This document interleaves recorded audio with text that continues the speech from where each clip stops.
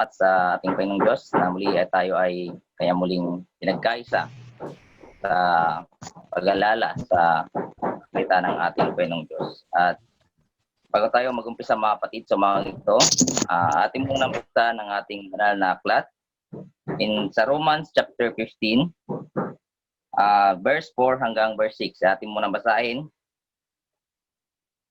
Sapagkat ang anumang mga bagay na isinulat ng una ay nangasulat dahil sa ikatututo natin upang sa pamamagitan ng pagtitiis at pag-aliw ng mga kasulatan ay magkaroon tayo ng pag-asa. O binawa ng Diyos ng pagtitiis at paggiliw na kayo ay nagkaisa sa pag-iisip sa isa't isa ayon kay Kristo Jesus, upang kayo na may isang pag-iisip sa pamamagitan ng isang bibig ay luwalhatiin ninyo ang Diyos at Ama ng ating Panginoong Hesus Kristo. At bago tayo mag-umpisa mga kapatid, tayo ay magkakaroon ng opening.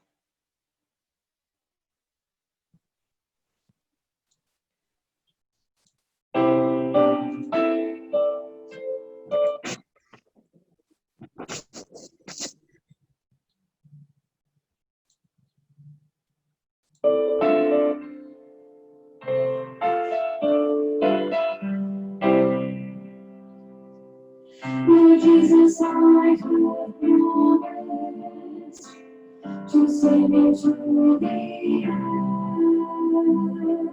Be now and ever be in me, my master and my friend. I shall not fear for battle, if you are by my side. Lord, from what if you will be my God. Let me feel you maybe, the world is ever new.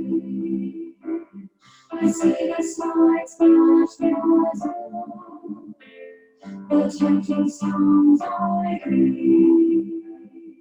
My thoughts are ever breathing, already unleaving. Oh, Jesus, trusted me, and shield my soul from sin. Oh, let me hear you speaking, in essence clear and still. Oh, let the storms of passion, the memories of self-will, oh, speak to me, oh, surely, to hasten and control.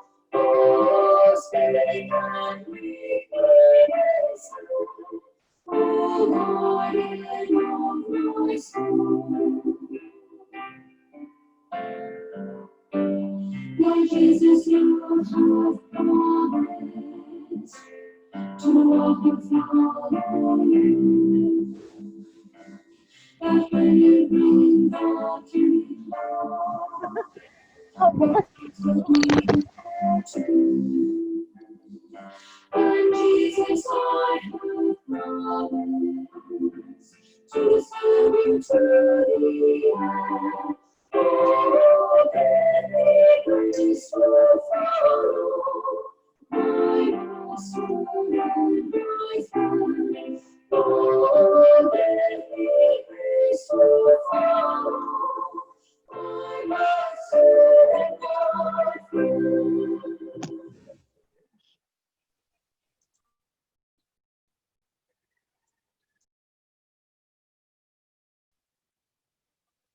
At tayo ay manalangin.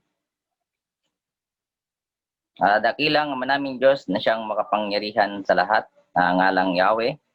Ama, kayo po'y nagpapasalamat na sa araw na ito, Ama, ay dala-dala po namin ang aming buhay sa mga oras na ito.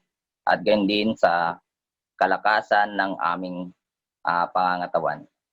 Nagpapasalamat din po kay Ama sa pagkakataong ito na kami muli ay yung pinagkaisa, ang pinagkaisa mo ay mga pag-iisip, ay mga puso upang aming muling pag-aralan ang mga banal na salita ng aming Panginoong Diyos at yun din alalahanin ang iniwang bahagi ng aming Panginoong Kristo. Dumadalayan kami sa inyo man na naway buksan mo ang aming mga puso at kaisipan upang ang aming mapapakinggan sa oras na ito ay manatili sa bawat sa amin. At yun din naway sa pamagitan ng salitang ito ay magiging sandata namin habang kami ay nasa madilim na sanglibutang ito at nag-aantay sa muling pagbabalik ng aming Panginoong Kristo dito sa ibabaw ng lupa. At yun din man, dumadalayan kami sa inyo sa isa naming kapatid na siya magbibigay ng aral sa umagang ito. Madalayan kami sa inyo man na naway siya po yung basbasan at tulungan upang kanyang maipabot ang gusto mong ipabot sa bawat sa amin. At tumadalayan din kami sa inyo ang kapatawaran sa aming mga nagagawang pagkakasala at pagkukulang sa inyong banal na harapan at naway kami inyong linisin upang kami ay karapat-dapat sa inyo. Ang lahat ng dalay ito at pasalamat, pinapabot namin sa inyo sa tanging pangalan ng bugtumanak, walang iba kundi ang Panginoong Kristo na siyang aming tagapagligtas at aming tagapamagitan. Amen. At ang readings natin sa mga ito, mga kapatid, ay natatapat sa aklat ni Mark, sa Mark chapter 3. At aking babasahin natin yung sundan. Sabi sa verse 1, at siya'y muling pumasok sa sinagoga at dooy may isang lalaki na tuyo ang kanyang kamay. At siya'y inaabangan nila kung pagagalingin siya sa araw ng Sabat upang siya'y maisakdal nila. At sinabi sa lalaking tuyo ang kamay, magtindig ka. At sinabi niya sa kanila, katuwiran baga ang gumawa ng magaling sa araw ng Sabat o ang gumawa ng masama? Magligtas ng isang buhay o pumatay? Tatapwat sila'y hindi nagsiimik. At nang siya'y lumingap sa kanila sa palibot-libot na may galit sapagkat ikinalungkot niya ang katigasan ng kanilang puso, ay sinabi niya sa lalaki, iunat mo ang iyong kamay at iniunat niya at gumaling ang kanyang kamay. At nagsilabas ang mga Pariseo at magdakay nagsipagsanggunian sa mga Herodiano laban sa kanya, kung paanong siya'y maipapupok sa nila. At si Jesus na kasama ng kanyang mga alagad ay lumigpit sa dagat at nagsisunod sa kanyang mga lubhang karamihang taong mula sa Galilea at mula sa Judea at mula sa Jerusalem at mula sa Edomia at mula sa dakong ibayo ng Jordan at sa palibot-libot ng Tero at Sidon at lubhang maraming tao nang nabalitaang ang lubhang mga dakilang bagay na kanyang ginawa ay nagsiparoon sa kanya. At sinabi niya sa kanyang mga alagad na ihanda sa kanya ang isang maliit na daong dahil sa karamihan baka siya'y kanilang siksikin. Sapagkat siya'y nakapagpagaling ng marami, ano pat sinisiksik siya ng lahat ng mga nasasalot upang siya'y mahipo nila. At ang mga karumal-dumal na espiritu, pagkakita sa kanya, ay nangagpatira pa sa kanyang harapan at nagsisisigaw at nangagsasabi, ikaw ang anak ng Diyos. At ipinagbilin niya sa kanilang maigpit na siya'y huwag nilang ihayag. At siya'y umahon sa bundok at tinawag niya ang balang kanyang kaibigan at nagsilapit sila sa kanya. At nagdala siya ng 12 upang siya'y makisama sa kanya at upang sila'y suguin niyang magsipangaral at magkaroon ng kapamahalaan magpalayas ng mga demonyo. At si Simon na kanyang pinamagatang Pedro at si Santiago na anak ni Zebedeo at si Juan na kapatid ni Santiago. At sila'y pinamagatan niyang Boanerges na sa makatuwid bagay mga anak ng kulog. At si Andres at si Felipe at si Bartolome at si Mateo at si Tomas at si Santiago na anak ni Alfeo at si Tadio at si Simon ang Kananeo at si Judas Iscariote na siya ring nagkanulo sa kanya at pumasok siya sa isang bahay. At muling nagkatipon ang karamihan anupat sila hindi man lamang makakain ng tinapay. At nang mabalitaan niyaon ng kanyang mga kaibigan ay nagsilabas sila upang siya'y hulihin sapagkat kanilang sinabi sira ang kanyang bait. At sinabi ng mga eskreba na nagsibaba mula sa Jerusalem, nasa kanya si Beelzebub at sa pamagitan ng prinsipe ng mga demonyo ay nagpapalabas siya ng mga demonyo. At sila'y kanyang pinalapit sa kanya at sinabi sa kanila sa mga talinhaga, paanong mapapalabas ni Satanas? At kung ang isang karian ay magkabahabahagi laban sa kanyang sarili, hindi mangyayaring makapanatili ang kariang yaon. At kung ang isang bahay ay magkakabahagi laban sa kanyang sarili, ay hindi mangyayaring magpanatili ang bahay na yaon. At kung maghihimagsik si Satanas laban sa kanyang sarili at magkakabahabahagi, hindi siya makapananatili, kundi magkakaroon siya ng isang wakas. Datapwat walang makapapasok sa bahay ng malakas na tao at samsamin ang kanyang mga pag-aari. Maliban, gapusin muna niya ang malakas na pag-aari, malakas na tao, at kung magkagayoy, masasamsam ang kanyang bahay. Katotohanang sinasabi ko sa inyo, inatatawad ang lahat ng kanilang mga kasalanan sa mga anak ng mga tao at ang mga kapusungan nila kailanmat sila'y mga sasalita ng kapusungan. Datapwat sino magsasalita ng kapusungan laban sa Espiritu Santo ay walang kapatawaran magpakailanman, kundi may kasalanan ng isang kasalanang walang hanggan.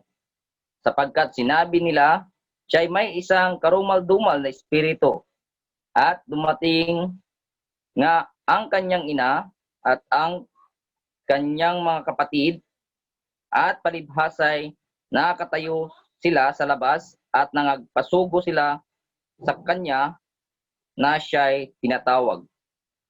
At nangakaupo ang isang karamihan sa palibot niya at sinabi nila sa kanya, narito, nga sa labas ang iyong ina at ang iyong mga kapatid na hinahanap ka.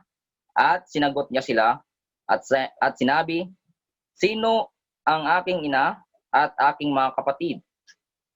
At paglingap niya sa nangakaupo sa palibot niya at sinabi niya, narito ang aking ina at aking mga kapatid, sapagkat sinong gumaganap ng kalooban ng Diyos, ito'y mga aking kapatid na lalaki at aking kapatid na babae at ina. At bago natin tatawagin ang siyang bibigay ng kapaliwanagan mga kapatid, ay tayo muna ay magkakaroon ng exhorting hymn.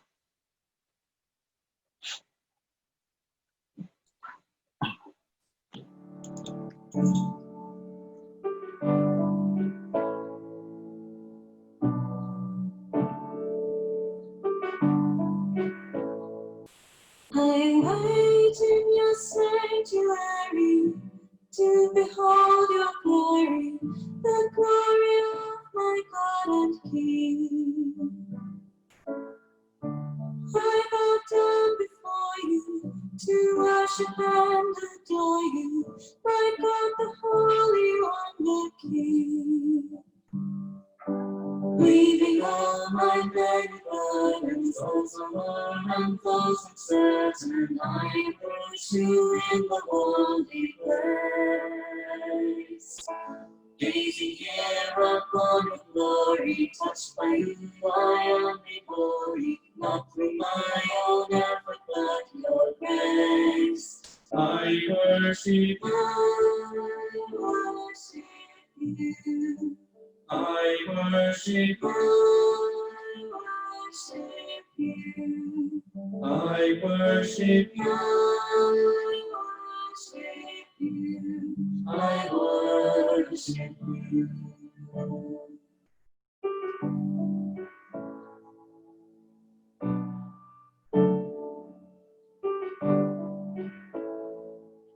I wait in your sanctuary to behold your glory, the glory of my God and King. I bow down before you to worship and adore you, my God, the Holy One, the King. Leaving all my many burdens, those unknown and those uncertain, I approach you in the holy place. Gazing here upon the glory, touched by you, I am made holy, not through my own effort, but your grace. I worship, I worship you. I worship, I worship you. I worship, I worship you. I worship you.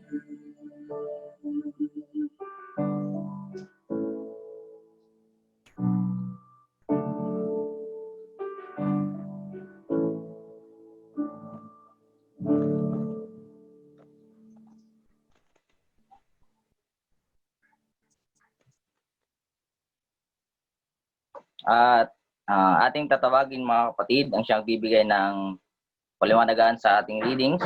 Walang iba kundi ating kapatid na si Dominador Soriano Jr.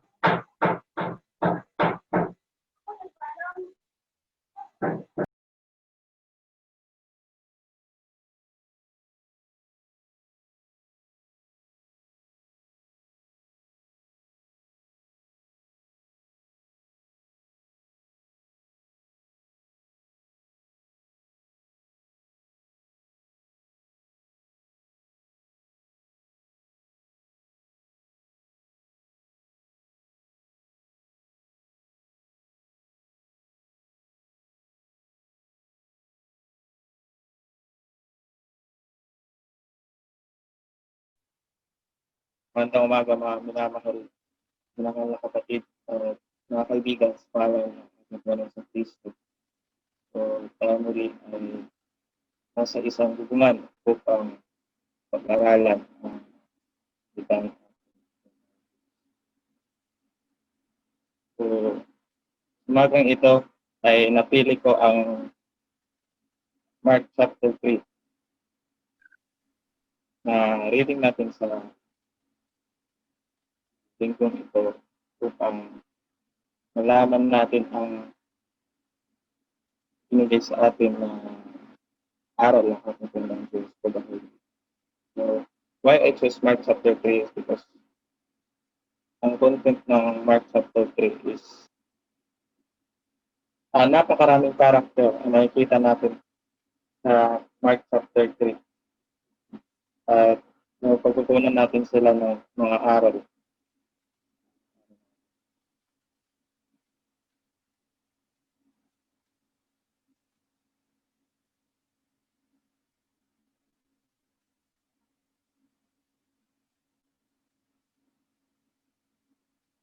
So, nalaman natin sa buhay ng ating Panginoon sa Kristo, mga kapatid. At kung balikan natin ang apat na gospel, mga kapatid, ito ay pumapatungkol. So, ang sulat na nakalakip sa four gospels ay ang buhay ng ating Panginoon sa Kristo. At most of them, mga kapatid, na nakarecord doon, hindi pinakita sa atin yung buhay ng ating Panginoon sa Kristo sa mga kabataan niya. Hindi pinakita sa atin kung ano ang kanyang ginawa nung siya ay pinata, siya ay isang bata pa lamang, mga kapatid. Tapos most sa mga nakarecord sa four gospel is ang ministry ng ating Panginoong sa Kristo at ang kanyang pag-preach, mga kapatid. So sabihin na natin ang mga bagay na iniutos sa kanan natin Panginoong Diyos. Kaya nga nasasabi sa Matthew chapter 5 verse 17, mga kapatid, sinabi niya doon, hindi niya sisirain ang utosan o propesiya ng Diyos na itong dumating.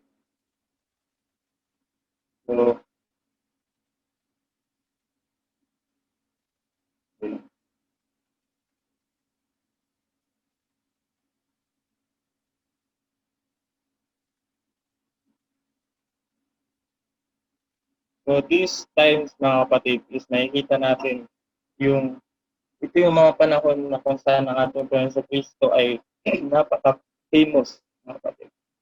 Napaka-popular, rather. Nakikilala siya ng maraming mga tao, mga kapatid, sapagkat nalalaman nila na ang taong ito, ang Panginoon sa Kristong ito ay pagpapagaling, ay nagbibigay ng ay nagpapakain ng marami, mga kapatid, at ay gumagawa ng mga milagro, mga kapatid. Ang mga bagay na yun ay hindi normal na gawain ng isang simpleng tao, mga kapatid. Tapos, sa mga taong ito, ang description ng Bible, mga kapatid, ang nakakaalam ng ating Panginoon sa Kristo, ang mga bagay na ito ay ginagawa natin sa Kristo, ay multitudes of them. So, based on my research, mga kapatid, ang multitude, the exact value of multitude daw, mga kapatid, is based on my research, sabi doon, is multitude is equivalent to 10,000. But in dictionary, mga kapatid, hindi siya nagbibigay ng exact number ng multitude, but sabi ng dictionary, marami siya. Marami lamang, so wala sa exact number. But other sources, sabi nila multitude is equivalent to 10,000. If the Bible says 60 multitude, equivalent to 60 times 10,000, 100,000. At ang multitude na yun, mga kapatid, is nabanggit sa Mark verse na ang mga taong dumulog sa ating Panginoon sa Kristo ay they are a multitude of them. Hindi na importante kung ano ang exact number nila, pagkos alam natin marami ang mga taong ito. Marami ang naniniwala, baga, sa sinasabi o sa aral ng ating Panginoon sa Kristo, at marami din sa kanila ang lumalapit sa ating Panginoon sa Kristo. They are having their different agenda na Jesus Christ. Hindi dahil sa gusto nila makinig pagkos may kailangan sila sa ating Panginoon sa Kristo. So, in this occasion, Jesus was a very popular person. So he fed the multitudes, he healed them, and appeared to be the Messiah, making a lot of miracles. So his popularity was its highest. Many people are crowding around him. That in verse 7,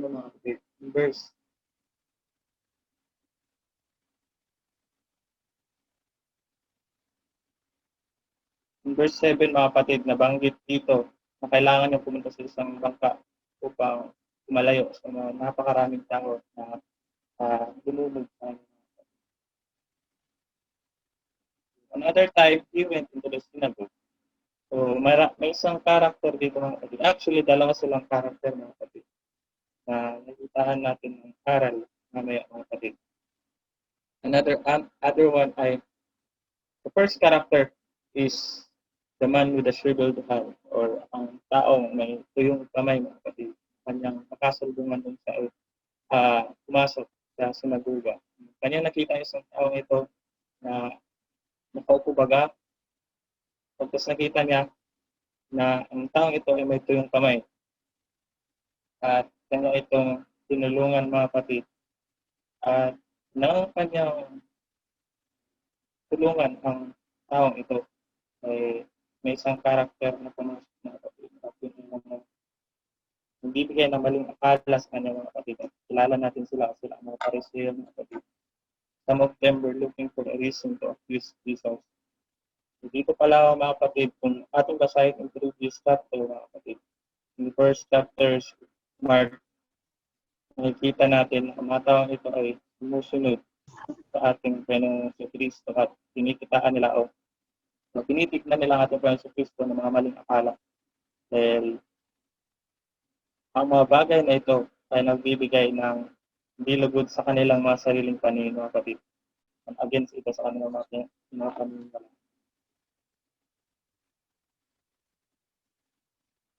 Again, the two characters are the man with the shriveled hand, ang laking may tuyong kamay, at ang Pariseo.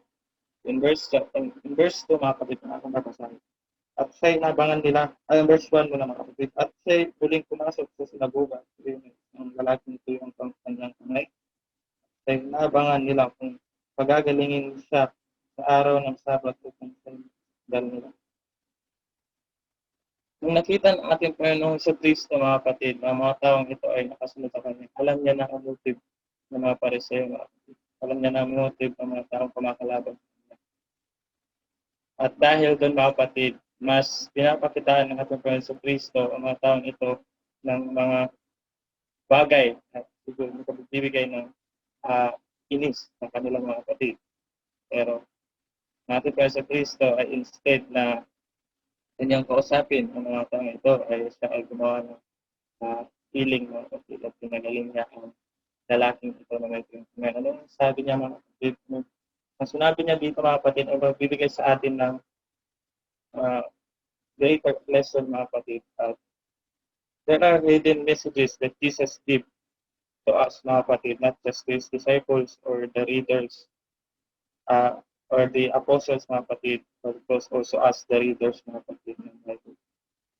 Anong sinabi niya dito mga kapatid? Kasi sinabi sa lalaking tuyo, ang kamay magtindig siya. At sinabi siya sa kanila, tuwiran bagang gumawa ng magaling sa araw ng Sabat, ang gumawa ng masama, magligtas ng isang buhay at namatay, dapat sila hindi nagtiinig. Mamaya mga kapatid, nakita natin yung journey o yung step by step ng mga Pariseong ito kung paano nila tinataniman ng maling akala ang ating Panginoon sa Kristo. So, that is on the recorded in Mark. Tignan natin yung record ni Mark kung paano ang step by step na Pariseong ito ay nagtatanim ng maling akala sa Panginoon sa Kristo. Dito, tignan muna natin yung sinabi ng ating Panginoon sa Kristo nang sinabi niya na katwiran baga ang gumawa ng magaling sa araw ng Sabat o ang gumawa ng masama, magligtas ng isang buhay o pumatay. Nang tinanong ito ng ating Panginoong sa Kristo mga kapatid sa crowd mga kapatid, ay o sa mga Pariseyong ito mga kapatid, ay nanahimik ang mga Pariseyong ito. Hindi sila sumagot. Siguro nakita natin doon mga kapatid, mas pinindi ang galit nila sa ating Panginoong sa Kristo. And verse 5 mga kapatid, bumalik siya sa the man with the shriveled hand. Ang sinabi niya dito, iunat mo ang iyong kamay at inuunat niya at umaling ang kanyang kamay. Umaling ang lalaking ito mga kapatid sa kanyang sakit. Dahil sinabi niya, ay unat ang kanyang kamay. So balikan natin mamaya ang lalaki mga kapatid kung may ito yung kamay. Diyan muna natin ng emphasis ng ating Panginoon sa Kristo kung paano siya ay nagalit sa mga taong ito. These are the passages or the records mga kapatid na nakita natin ang ating Panginoon sa Kristo ay tumingin sa mga maling paniniwala mga kapatid. O mismo sa tao, tumitingin siya sa tao ng may galit. Yun ang description ng Bible sa kanila mga kapatid. These are the records na ang ating Panginoon sa Kristo ay galit sa mga maling paniniwala o mismo sa mga taong may mga maling paniniwala. Kung bigyan natin ng emphasis mga kapatid o lesson is tayo mismo mga kapatid bilang isang tagapagpangalaga ng salita ng ating Diyos. Pwede tayong magalit sa mga maling gawain mga kapatid. Hindi man mismo minsan sa mga kapatid natin o sa mga ibang tao na may maling paniniwala tapos magalit tayo sa maling paniniwala mismo.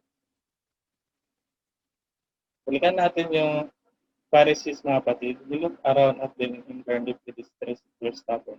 Ito ang isang record in Mark chapter 3 ay nagalit sa mga Pharisee ito.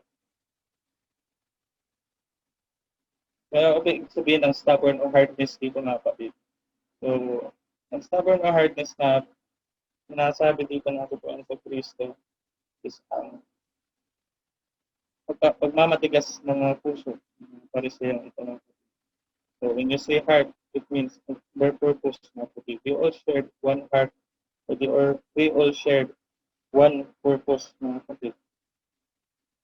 At ano yung ibig sabihin kanina mga kapatid na pag-stretch out ng hand mga kapatid? Yung sinubo ng ating Panginoon Kristo ng lalaking ito na you should stand forth and reach, stretch out your hand. It is an act of faith mga kapatid. The man stretched it out. Kung paano makikita natin ang ironic side ng kapatid. Ironic part, rather mga kapatid. Kung paano ang taong ito ay nahihirapan sa kanyang kamay, naiunat, ay iyon ang sinugo ng ating Panginoon sa Kristo. I remember one thing mga kapatid na sinabi ng ating kapatid Albert, ang description niya sa faith mga kapatid, is it is doing an act that you don't usually do. It is an act of faith. Bakit ang Panginoon sa Kristo sinugo niya ang lalaking ito na stretch ang kanyang kamay? Alam naman natin na yun yung mismo ang kainaan niya ng kapatid. So it is an act of faith. The man stretched out ng kapatid. Nakita natin. The stretch out is to seek fellowship with Christ mga kapatid. Kaya nga, sabi nga sa Isaiah 45 verse 3 mga kapatid, we must strengthen the feeble hands, steady the means to keep our. Always remember mga kapatid, there are times, these are the times where he was so popular. This way where when he provided the people with what they wanted, ito yung mga pagkakataon na ay bantog mga kapatid at lahat ng mga kailangan o ang mga kailangan ng mga taong sa kanya ay kanyang ibibigay mga kapatid. He either provided the people with what they wanted. They were healed. They could eat for free. Expected him to do great things. Ito yung mga miracles mga kapatid. Now, the bottom line is, he's so popular as long as they didn't have to do anything on his own. Sabi ni Ben Baptist mga kapatid, he is so popular at this moment as they didn't have to do anything on his own. So, dito natin nakikita yung mga agenda ng mga taong ito mga kapatid sa ating Panginoon sa Kristo. May kailangan lamang sila pero hindi expect. Hindi sila gumagawa ng vice versa relationship mga kapatid o hindi sila nagbibigay ng in return sa ating Panginoon sa Kristo. Hindi humihingi ang ating Panginoon sa Kristo ng bayad sa kanyang mga binibigay o pinag-provide sa mga tao ito. Of course, hinihingi niya ang kanilang pananampalataya mga kapatid o paniniwala. Pero hindi ito nabibigay ng mga taong ito. But notice the man with the withered hand mga kapatid. Jesus asked him to stand forth and stretch out his hand. There is a favor mga kapatid. Kailangan muna ng lalaking ito ang stretch ng kanyang hand. Kailangan muna siya magkaroon ng favor na ibigay sa ating Panginoon sa Kristo para ibigay ng Panginoon sa Kristo ang kanyang kagalingan. So there is a vice versa relationship mga kapatid. What is a withered hand nga ba mga kapatid? So, kasi synonyms na mga kapatid, other words of a withered hand, kasi ako mismo hindi ko ma-imagine kung ano talaga yung withered hand, uh, literal or physical sickness mga kapatid. The withered hand is either a wrinkled hand mga kapatid. Hindi tayo mag-conclude, pero possible ang lalaki ito ay matanda na sa kapatid. So, he has a wrinkled hand or drooping mga kapatid. Namaman, faded, either decayed ba kami yung kamay ng mga kapatid, is dried up ba or shrunken. So, yun yung withered hand.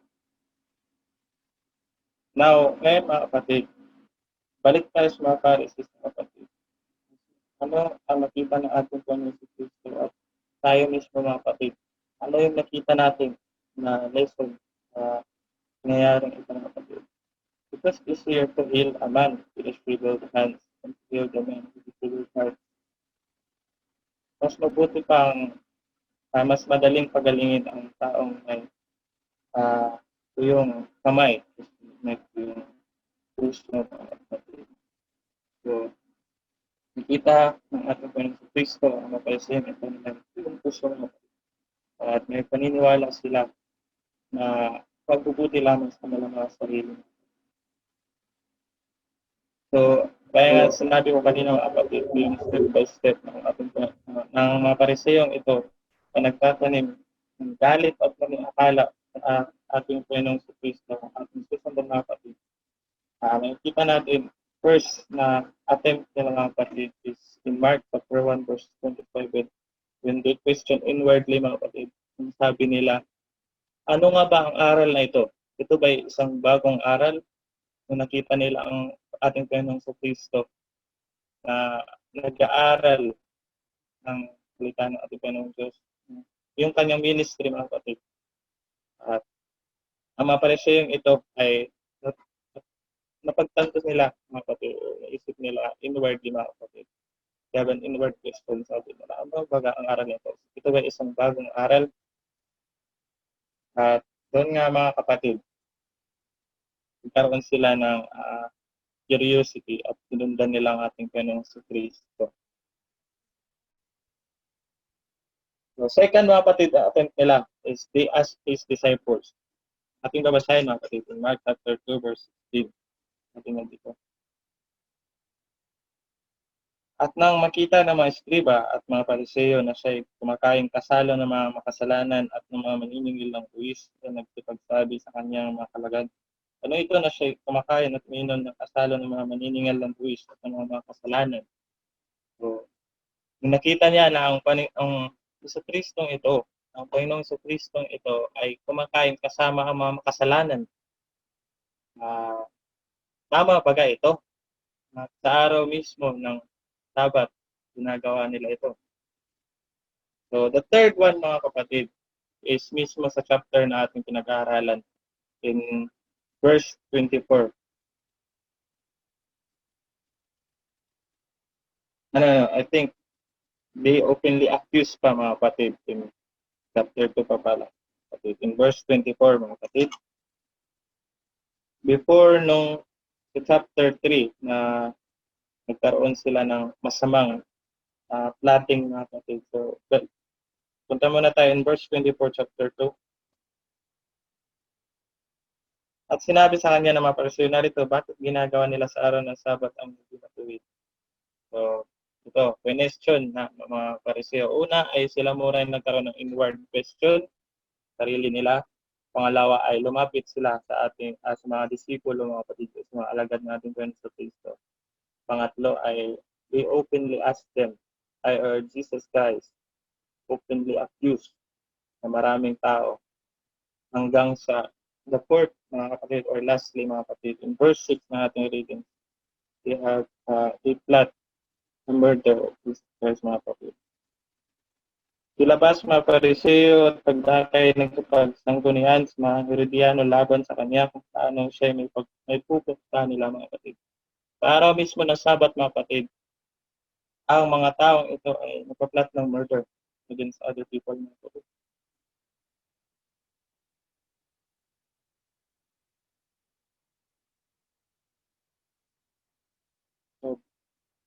big concept mga kapatid. Does it mean it is wrong to heal someone on the Sabbath day, but not wrong to plot a murder?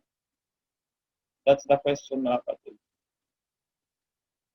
Tama baga na hindi baga tama na magpagaling o mag-aral sa araw ng Sabat, pero tama ang mag-plot ng murder mga kapatid.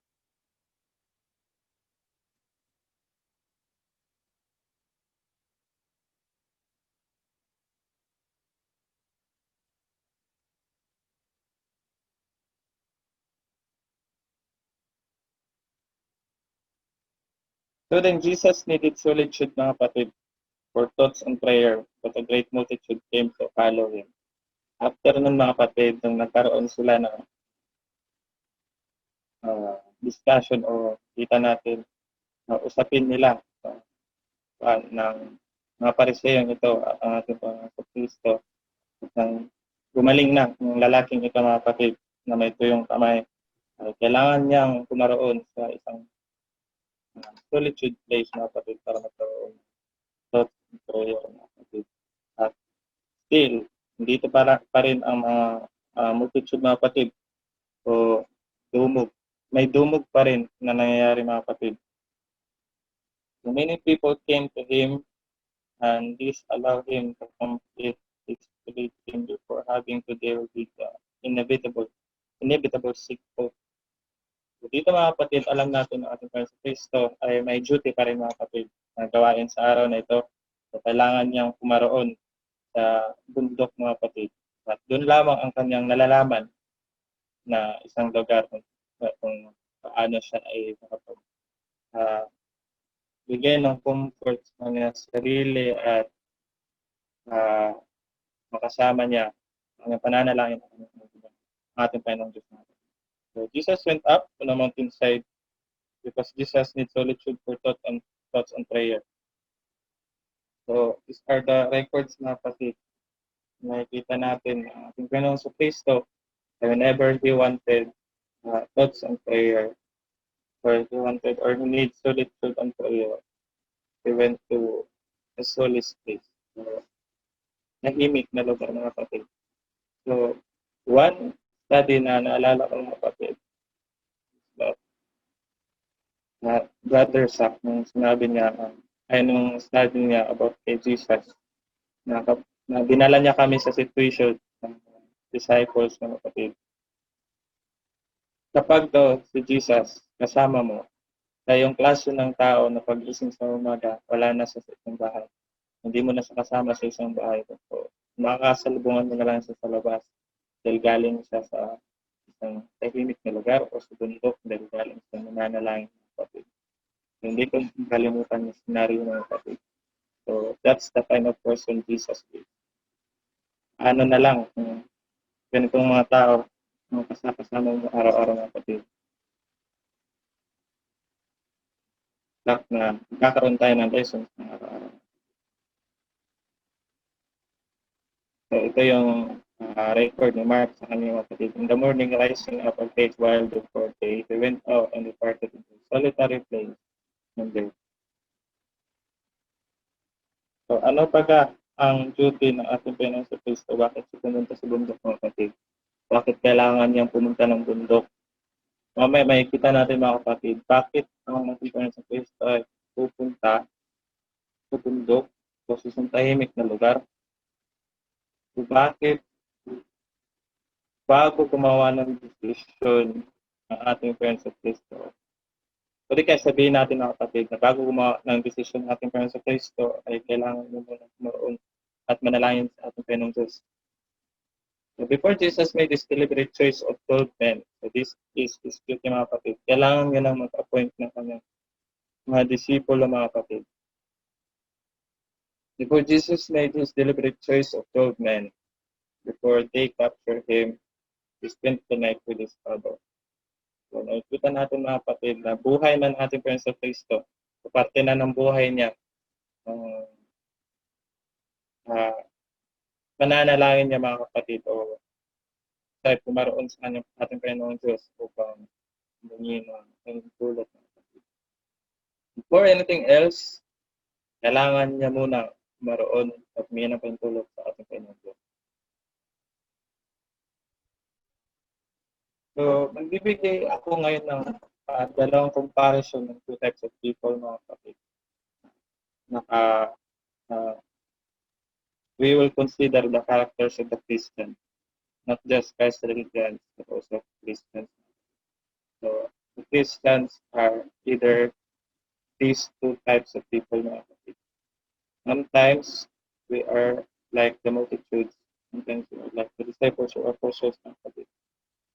As a multitude, mga kapatid, what is our relationship to Christ? We know Christ, but don't do anything in return. Sometimes we can be multitude, mga kapatid. Humingi tayo ng mga bagay na sa ating Panginoong Diyos, mga kapatid, pero hindi tayo nagbibigay ng in return sa mga kapatid. But in disciples or apostles, mga kapatid, they are ready to suffer with Him and follow Him. At first, pero nakita natin ng mga disipulo ito, mga apostol na ito, mga kapatid, ay hindi nila naintindihan sa simula at pagpos. Pero the next time around, mga kapatid, mas naintindihan nila. At nakita nga natin na still na-preserve ang salita natin po ng Diyos dahil pa rin.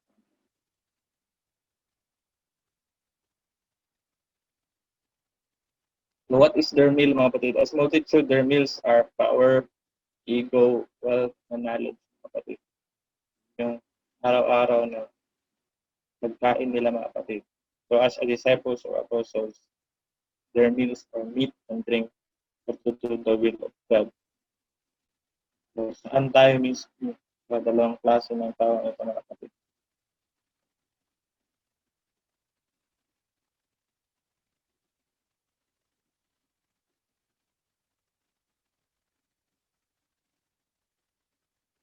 The call of Christ's servants comes from above. So, nakita natin, mga kapatid, na ay nananalangin bago niya in-appoint yung kanyang 12 disciples. So, at nakita natin doon na ang appointment o pag-appoint ng mga 12 na ito ay nanggaling sa pahintulot ng ating Panginoong Diyos, mga kapatid. So, Jesus stands on the mountain evermore above the world in holiness, earnestness, love, and power. Those whom He calls must go up into the mountain, God to Him. They must seek to rise to His level by living in constant communion with Him. So, kailangan niya palang pumunta sa mountain, mga kapatid. So, sa isang tahimik na lugar. Kasi nalalaman niya na doon nalalaman na natin, mga kapatid ng Diyos ay He is everywhere present. Pero minsan mas nakikita natin sa lugar na sa tahimik, mga kapatid. At doon naman natin naririnig ang response sa ating mga kapatid. At ganyan mamuhay ang ating Panginoon Kristo. So He is instructing other people to do this thing. Do you remember, mga kapatid, the life of Joshua and Jesus, which is Joshua, mga kapatid, had taken 12 stones out of Jordan, mga kapatid, as a token of Israel's dedication to turn the land of promise to God's kingdom, which is also Jesus, mga kapatid, which is the name Jesus came from the word Yeshua. Another term nun, mga kapatid, in English, mga kapatid, is Joshua or mga kapatid. Now selects 12 men, which is the first Peter, symbolized the stone, also, mga kapatid, and then baptized in Jordan to become foundation stones of a new Jerusalem. Ito yung nasabi in Revelation 21, verse 14, mga kapatid. Ating bubuksan, mga kapatid. Ang pag-appoint ng 12 disciples ay mayroong significance sa buhay ng ating Panginoon Kristo. So, kailangan, gaya nga sinabi niya in 35:17, kailangan niya i-fulfill yung propesya, mga kapatid, na masulat. Revelation 21, verse 14, mga kapatid, sabi dito, ang kuta ng bayan ay may 12 pinagsasaligan at na ito'y ang 12 pangalan ng 12 apostol ng Pagkaya. Okay. Lapis yung mga kapatid na kailangan niyang i-fulfill sa magitan ng pag-appoint niya ng 12 disciples.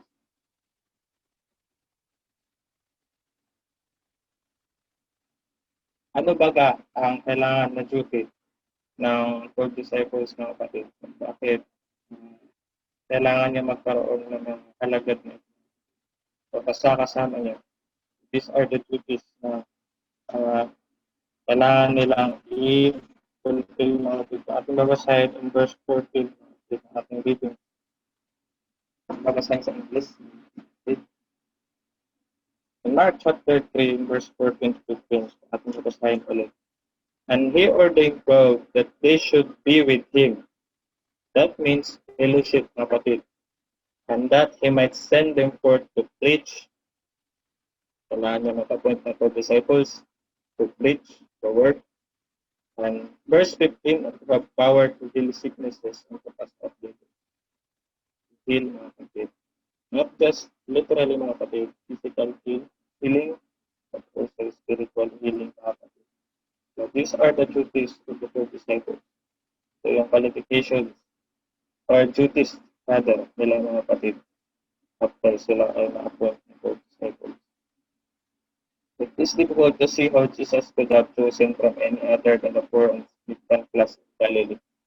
Bakit kaya ang ating Panginoon sa Kristo ay naisip niya na ang mga tao, hindi natin sabihin na pinakamahirap sa Galilee, bagkus ang mga insignificant people o significant class in Galilee, na napili niya, nakasama niya na mag-aral na kapatid. So, magbigay ng healing, so magbigay ng fellowship. Those whom he called were representative of those to whom he had come. So, yung pagpapakababa, so ang posisyon ng mga tao ito, mga kapatid, ay representative ng kanyang pagpapakababa sa pagdating dito sa mundo, mga kapatid. Ito ay reflection ng kung sino sa mga kapatid na dumating dito, mga kapatid. Because the poor heard him gladly and followed him upon him. So yun ay sabi ng ating kapatid na si Melba Cortez, the life of Jesus. So after i-appoint the 12 disciples ng kapatid, isip tayo sa verse 21.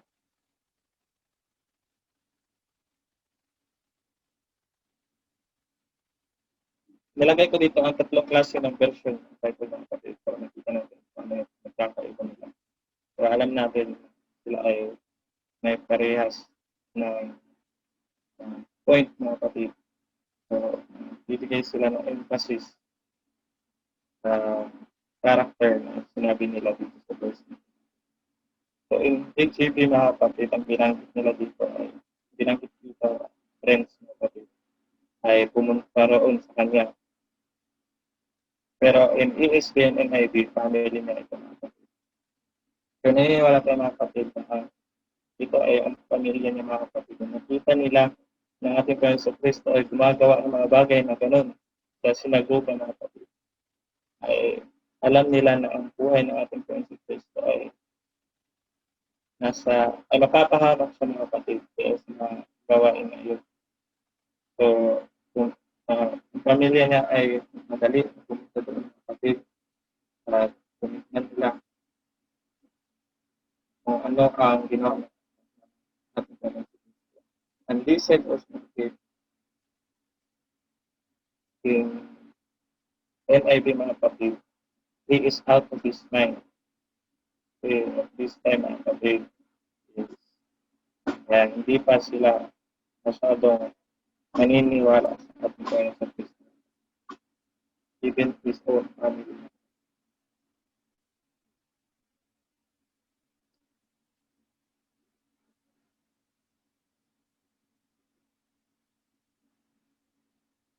And the question, mga kapatid, in this verse, does he know the motives of his brothers?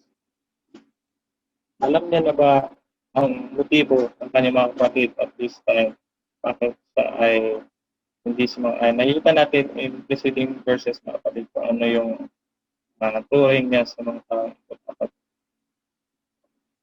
Maybe he already knew the motive of his people or of his brothers bago pa lamang sila dumating sa mga. So ating basahin in Deuteronomy 33 verse 8 to 10. Sabi ko, who said to his father and to his mother, I have not seen him, neither did he acknowledge his brothers, nor knew his own children. Hindi niya ina-acknowledge yung pamilya niya doon kapatid. At mamaya makikita natin yung preceding verse o sa mga susunod mga versikulo mga kapatid na sila yung tinuturing na pamilya. In Psalm 69 verse 8 makikita natin ang kapatid. Jesus identifies himself as an alien to his mother's children. So I can become a stranger unto my God by an alien to my mother's children. Hindi niya tinuturing na kanyang pamilya. Pamilya mga kapatid, biological. Sino baga ang pamilya ng ating sa Kristo? Tinuturing ang pamilya mga kapatid, those people or whoever has the will of God. We Christians who believe the Bible have plenty of instructions to guide us in life. We must get the answer from the Word and not from our own hearts. Pag tayo ay, kung gusto natin na ituring tayo ng kapatid ng ating Panginoon sa Kristo, ay gumawa tayo ng mga bagay na magbibigay lubos sa ating Panginoon Diyos. At we must get the answers from the Lord alone, from the Bible alone, and not from our own feelings, not from our own hearts, not from our own terms. We can only make ourselves different from the world by taking heed to the words of Scripture. They are plain enough. Diba? Always as tayo na Christian, masang-ayon tayo palagi o doon tayo, tinitignan natin palagi, pininiwala natin sa Bible alone, Scripture alone. Hindi tayo sumasayon yung feelings. Ano yung feelings natin, yung feel natin kung paano tayo mag-worship, paano tayo mag-aral ng kapatid. Hindi.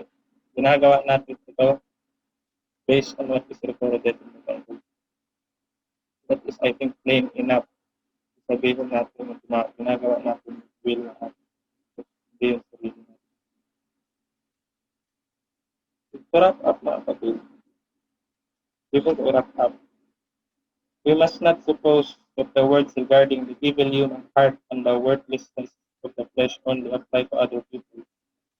Hindi lamang nag-a-apply sa ibang tao ang mga bagay na sample tayo yung naniniwala sa mga based on scripture mga kapatid. Hindi natin sabihin na tayo ay hindi na vulnerable mga kapatid. Because we are also vulnerable to sin. We are also Christian. We are also vulnerable to sin. Hindi natin isipin na tayo perfect mga kapatid. We are all of the same nature. Pares tayo ng nature sa binumang Christians na nasa buhay ng mga kapatid. The most dangerous men are those who are never conscious of being alone. Wrap up mga kapatid. Karami-rami kong sinabi mga kapatid. So, nakaramihan ng karakter na aking nabanggit sa reading sa ito. Kaya kung i-wrap up natin mga kapatid, kitaan natin ng conclusion mga kapatid. Kitaan natin ng instruction na lang binigay sa atin ng Panginoon sa Kristo. So Jesus' instructions to those who wants to follow Him. Ito yung instruction niya mga kapatid. Kung gusto natin na tayo ay turing natin po sa Kristo ng kanyang pamilya, ito yung kailangan duty natin. Ito yung instruction. Number 1 is to be healed, is to lay an act of faith first. That is mentioned in verse 2 and verse 5. Kailangan muna natin unat ang ating mga kamay o kailangan tayong lumapit para magbigay ng fellowship o sumama sa fellowship para tayo ay gumaling. Kaya nga sa prodigal son, mga kapatid, parable ng ating, one of the many parables about this Lord Jesus Christ, mga kapatid. Kailangan mo nang bumalik na anak na ito bago siya ay bumalik, mga kapatid.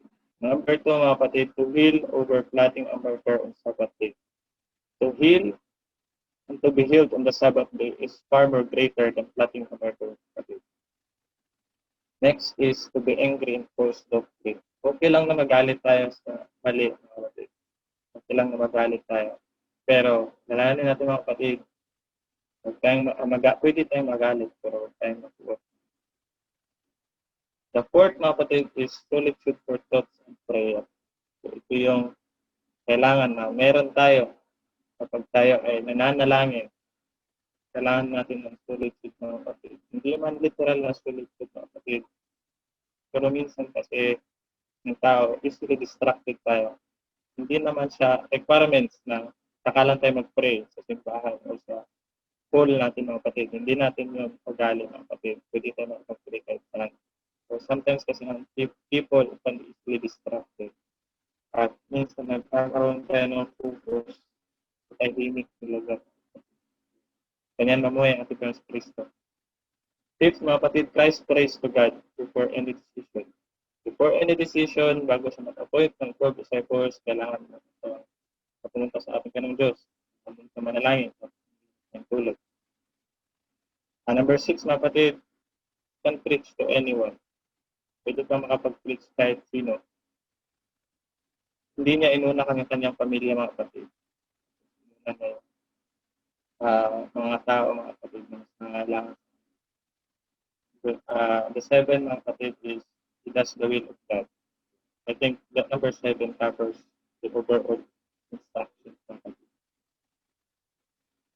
I think, mga kapatid, Jesus is withdrawing into a mountain.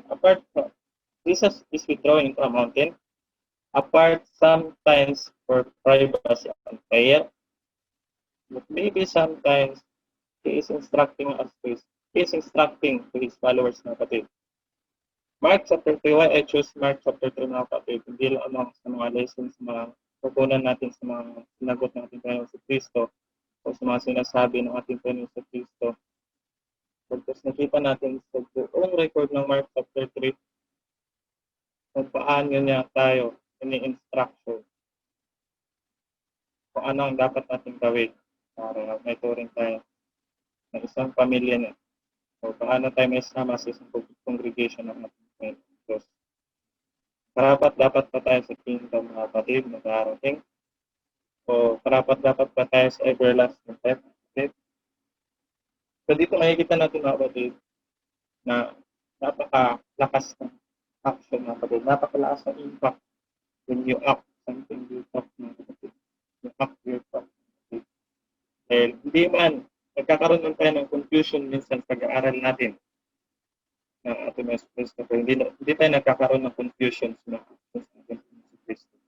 Nawa mas naintindihan natin ang instruction ng ating Kristo, mga kapatid, at nawa magkaroon tayo ng solitude rin sa ating mga Kristo, para minsan malaman natin kung ano talaga yung instruction sa ating Kristo. Maraming salamat sa inyo.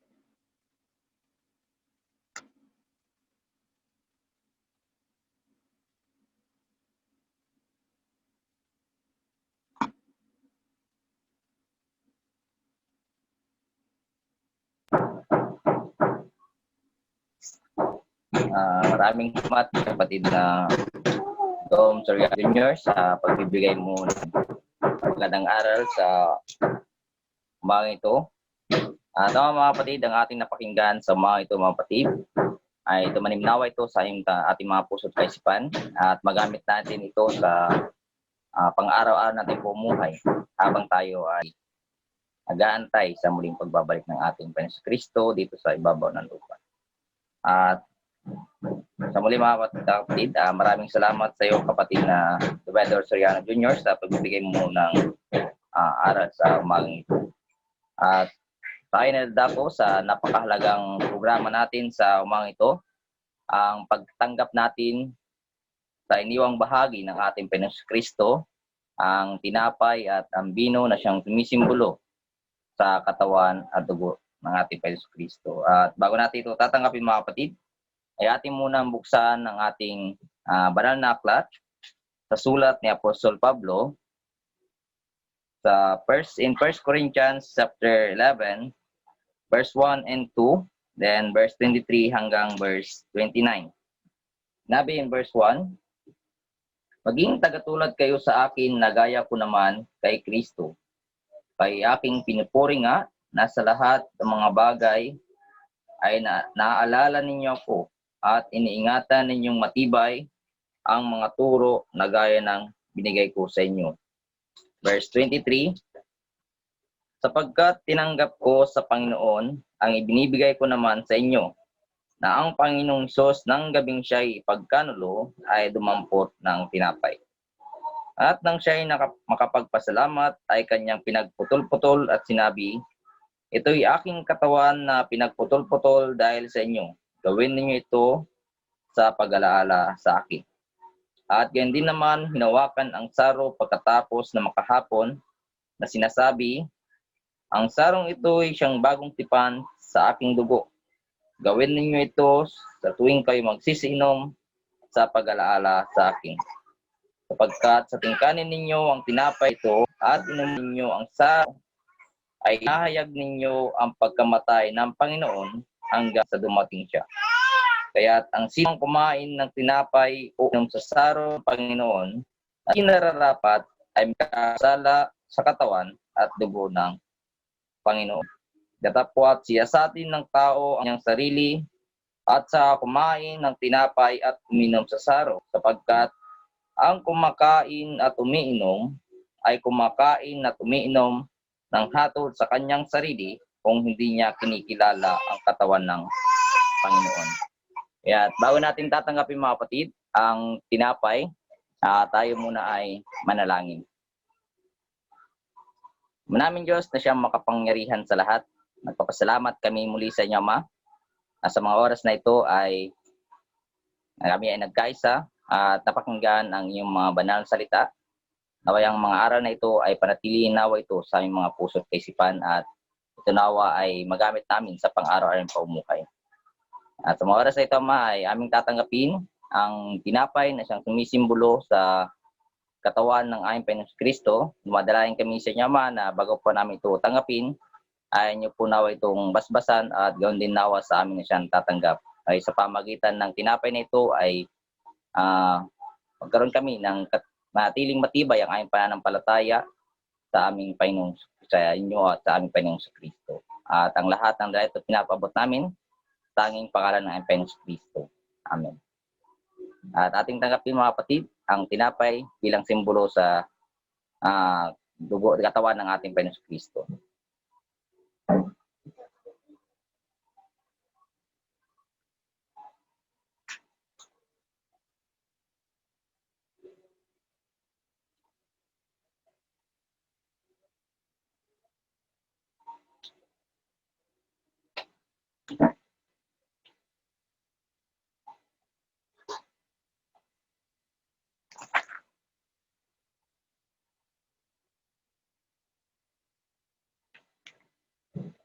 At alam natin mga kapatid na ang tinapay na ito ay hindi sapat. Kaya tayo dadako sa karugtong ng tinapay, ang bino bilang simbolo sa dugo ng ating Panginoong Kristo. At bago natin tanggapin, tayo ay manalangin. Diyos na siyang dakila, puspos ng kawaan, Diyos ng ay mamagulang sa pananampalataya sa pangalan ni Abraham, Isaac at Israel. Gusto mo nagpapasalamat din kay Ama na sa pagkakataong ito ay aming tatanggapin ang bino bilang simbolo sa dugo ng Panginoong Kristo na siyang nabuhos at umagos sa ikapagpapatawad ang aming mga kasalanan. Madalayan kami sa inyo, Ama, na puno itong basbasan at ganoon din sa aming tatanggap at naway sa pamagitan ng binong ito ay mapatawad ang aming mga kasalanan sa araw-araw. At ang dala ito ay pinapabot namin sa tanging pangalan ng Panginoong Kristo. Amen.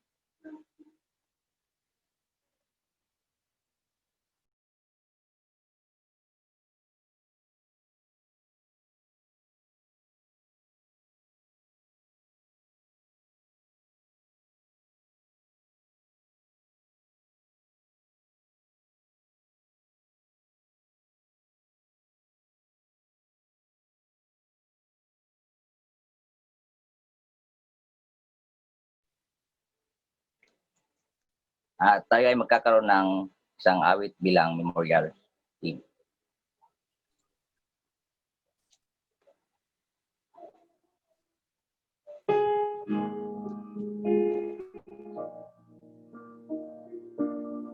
Beyond the Kedron's waters flow, beyond the suffering Savior come, to sad Gethsemane,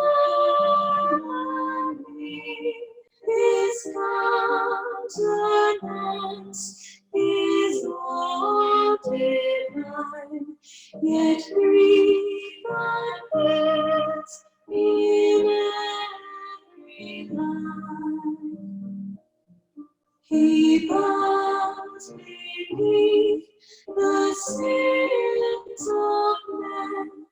He cries to God and cries again. In sad Gethsemane, He lifts His mournful eyes above.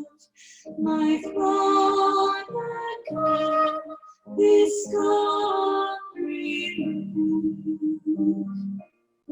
With gentle resignation still, He yielded to His Father's will. In sad Gethsemane, behold me here, Thine only Son, and Father, let Thy will be done. The Fatherhood an angel led, sustained the Son of God in prayer. In sad Gethsemane, He drank the dreadful cup of pain, then rose to life and joy again.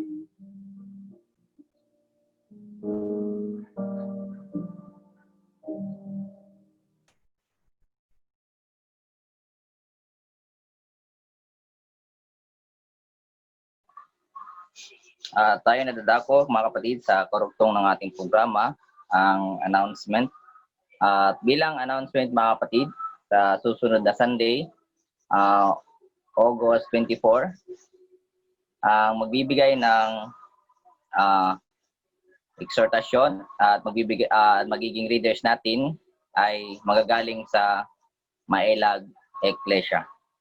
At kung sino pa yung may bibigay na o may dadagdag sa announcement o sa ating readings, ang ano natin ay open.